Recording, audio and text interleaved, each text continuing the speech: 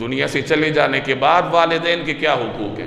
ایک صحابی رسول اللہ صلی اللہ علیہ وسلم کی خدمت میں حاضر ہوئے اور درخواست کی کہ یا رسول اللہ، میرے والد یا والدین دنیا سے جا چکے ہیں تو اب بھی ان کے میرے اوپر حقوق ہیں؟ آپ نے فرمایا کہ ہاں حقوق ہیں۔ پہلا حق کیا ہے؟ الصلاۃ علیہما، ان کے لیے رحمت کی دعا کرنا۔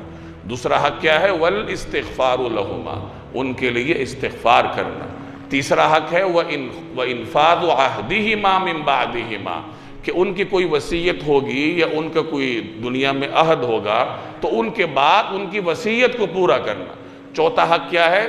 وَصِلَةُ الرَّحِمِ الَّتِي لَا تُوصَلْ إِلَّا بِهِمَا، ان تعلقات کو نبھانا جن کو صرف اور صرف والدین کی وجہ سے نبھایا جاتا ہے۔